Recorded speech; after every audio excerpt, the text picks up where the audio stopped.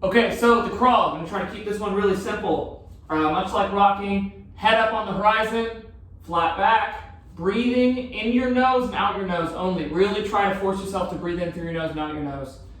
Breathing into the belly. From here, hands onto your shoulders, knees under your hips.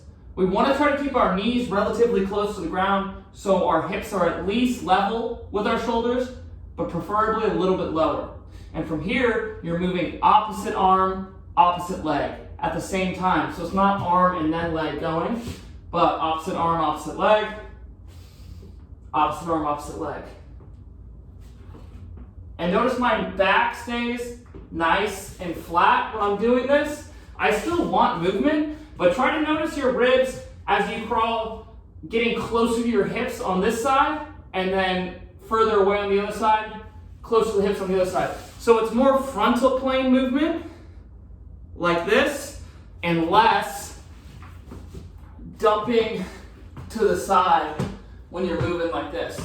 I tell people sometimes, try to imagine you've got a glass of water on your low back and you're trying not to spill it.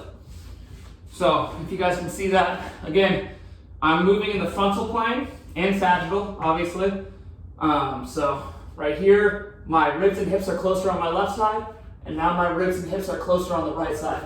That's a natural movement in your core when you're moving like that. When you're sprinting, you'll see it. So some amount of that movement's good. Just try to keep the pelvis from dumping left and right and lumbering a little bit too much. Try to make it as smooth as you possibly can. The slower, the better.